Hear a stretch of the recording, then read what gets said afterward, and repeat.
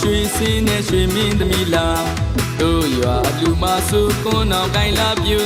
ကဘာကျော်များမြန်မာအာရှတလွာမော်ဒယ်မယ်ရီရှုံးလိမ့်မယ်ဓမ္မမြည်နေကြီးဖြန်းတော်ရွှေရည်လန်းလေးပေါ့လဲရင်ရွှေရင်ကျော်ပြည့်မဲ့တမောမောအလူမြေတလေးရွှေရောင်စင်းရွှေသရာတွေဝင်လို့ပေါ့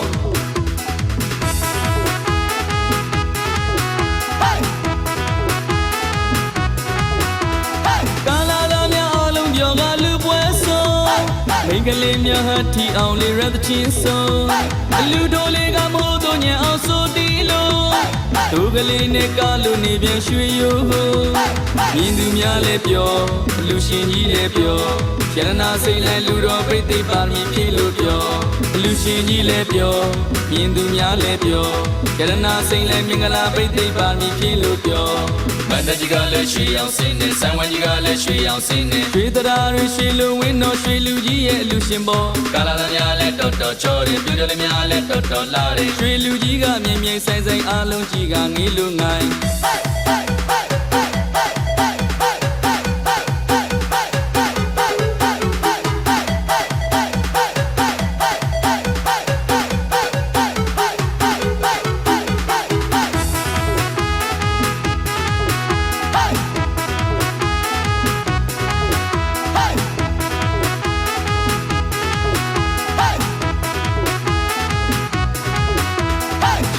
ရောင်ရွှေစင်းနဲ့ရွှေမင်းသမီးလာတို့ရွာလူမစုကွန်းအောင်ကိုင်းလာပြူကဘာကျော်များမြန်မာအာရှတလွာမော်ဒယ်မယ်ရီရှုံးလိမ့်မယ်ဓမ္မမြည်နေကြီးဖြန်းတော်ရွှေရည်လန်းလေးပေါ့လဲရင်ရွှေရင်ကျော်ပြည့်မဲ့တမောမောအလူမြေတလေးရွှေရောင်စင်းရွှေသရာတွေဝင်လို့ပေါ့